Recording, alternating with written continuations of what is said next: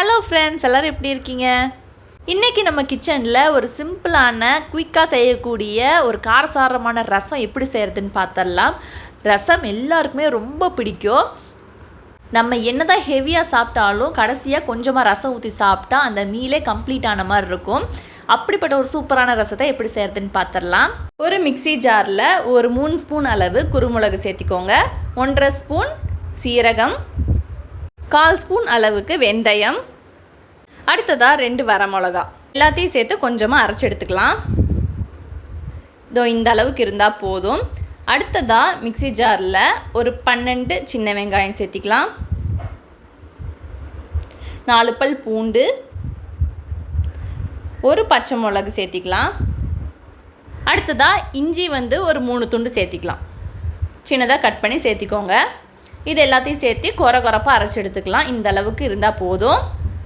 இப்போது ரசத்துக்கு தேவையான புளியை நம்ம கொஞ்சமாக சுடுதண்ணியில் ஊற வச்சிட்டோம்னா அது கொஞ்சம் நேரத்தில் அப்படியே பிரிஞ்சு நல்ல தண்ணியோடு கரைஞ்சிரும். அதுக்கப்புறம் ரசத்துக்கு எடுத்து யூஸ் பண்ணிக்கலாம். இப்போ ரசம் தாளிச்சிடலாம். தாளிக்கிறதுக்கு ஒரு பேனில் கொஞ்சமாக எண்ணெய் ஊற்றிக்கோங்க. எண்ணெய் நல்லா சூடானதுக்கப்புறமா 1 ஸ்பூன் கடுகு சேர்த்திக்கோங்க. கடுகு நல்லா வெடித்து வர்ற நேரத்தில் காஞ்ச மிளகா 2 சேர்த்திக்கோங்க. அடுத்ததாக நம்ம அரைச்சி எடுத்து வச்சுருக்கோம் இல்லையா, அந்த பவுடரை இது கூட சேர்த்திக்கோங்க. அதையும் சேர்த்து எண்ணெயோட ஓரளவுக்கு சூடு பண்ணி வந்தால் போதும். ரொம்ப கரிச்சிட வேண்டாம். இந்த அளவுக்கு லைட்டாக வதக்கி விட்டுக்கோங்க. ஸ்டவ்வை லோ ஃப்ளேமில் வச்சு நீங்கள் வதக்கி விட்டுக்கோங்க. ஹை ஃப்ளேமில் வச்சிட வேண்டாம், சீக்கிரமாக கரிஞ்சிரும். இப்போ நம்ம அரைச்சி வச்சுருக்கிற சின்ன வெங்காயம், இஞ்சி, பூண்டு, பச்சை மிளகாய் எல்லாத்தையும் சேர்த்து நல்லா வதக்கி விட்டுக்கோங்க. பச்சை ஸ்மெல் போகிற அளவுக்கு நல்லா வதக்கி விட்டுக்கோங்க.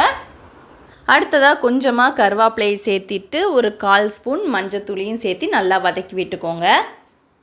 அடுத்ததாக ரசத்துக்கு தேவையான தக்காளியை நம்ம சேர்த்திடலாம். நான் இன்றைக்கி சின்னதாக ஒரு 2 தக்காளியை அறுத்து சேர்த்திக்கிறேன். நம்ம சேர்த்துருக்கிற தக்காளி ரொம்ப வதங்கணும் அப்படிங்கிற அவசியம் இல்லை. ஓரளவுக்கு வதங்கி அதோட பச்சை ஸ்மெல் போனாலே போதும். இந்த அளவுக்கு வதங்கி வந்தால் போதும். பாருங்கள், நம்ம கரண்டியை வச்சு நம்ம இளக்கும் போதே தக்காளி நசுங்கி வரணும். அந்த அளவுக்கு இருந்தாலே போதும். அடுத்ததாக நம்ம கரைச்சி வச்சுருக்கிற புளி தண்ணியை இது கூட சேர்த்திக்கலாம். புளி எதுவுமே இல்லாமல் வெறும் தண்ணி மட்டும் இருக்கிற மாதிரி நம்ம சேர்த்திக்கலாம். அப்போ தான் நம்ம சாப்பிடும் போது அந்த புளி இடையில வராமல் சாப்பிட்றதுக்கு நல்லாயிருக்கும். இந்த மாதிரி சேர்த்தி விட்டுக்கோங்க. ஒரு மிக்ஸ் பண்ணி விட்டுக்கோங்க. ஃபஸ்ட்டு இந்த மாதிரி ஒரு இலக்கி விட்டுக்கலாம். அடுத்ததாக ரசத்துக்கு தேவைப்படுற அளவுக்கு நீங்கள் உப்பு சேர்த்திக்கலாம். அடுத்ததாக 1/4 ஸ்பூன் அளவுக்கு பெருங்காய பவுடர் சேர்த்திக்கலாம். உங்கள்கிட்ட பெருங்காய பவுடர் இல்லைன்னா பெருங்காய கட்டியை கொஞ்சமாக சேர்த்திக்கங்க. பெருங்காயம் சேர்த்தும் போது ஆட்டோமேட்டிக்காக நம்மளுக்கு டைஜஸ்டிவ் ப்ராப்ளம் எதுவுமே இல்லாமல் ஈஸியாக செரிமானம் ஆயிரும். எல்லாத்தையும் சேர்த்து இந்த மாதிரி ஒரு இலக்கி விட்டுக்கோங்க.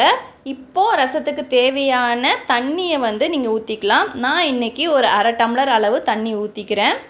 தண்ணி ஊற்றி நல்லா மிக்ஸ் பண்ணி விட்டுருங்க. ரசம் ரொம்ப கொதிச்சு வந்துடக்கூடாது. ஓரளவுக்கு கொதிச்சு வரும்போதே நம்ம ஸ்டவ்வை ஆஃப் பண்ணிடலாம். இப்போ பாருங்கள், லைட்டாக பபிள்ஸ் வர ஆரம்பிச்சிருக்கு. இப்போது ரசம் பாருங்கள் நடுவில் நல்லா கொதிச்சு வந்துட்டுருக்கு. இந்த ஸ்டேஜில் நீங்கள் ஸ்டவ்வை ஆஃப் பண்ணிவிட்டு ஒரு 2 பல் பூண்டை இடித்து சேர்த்திக்கோங்க. வாசனை ரொம்ப நல்லாயிருக்கும்.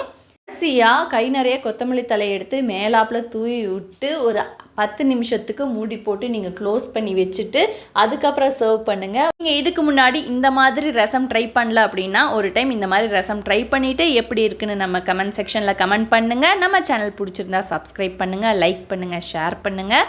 சப்ஸ்கிரைப் பண்ணிட்டீங்கன்னா பக்கத்துலேயே பெல் ஐக்கான் இருக்கும். அதையும் கிளிக் பண்ணி அதில் ஆளுங்கிற ஆப்ஷனையும் கிளிக் பண்ணி வச்சுக்கோங்க. அப்போ தான் நம்ம போடுற வீடியோஸ் உங்களுக்கு நோட்டிஃபிகேஷனாக உடனுக்குடனே சேரும். ஸோ ப்ளீஸ் சப்ஸ்கிரைப் பண்ணுங்கள், நமக்கு சப்போர்ட் பண்ணுங்கள். நெக்ஸ்ட் வீடியோவில் மீட் பண்ணலாம்.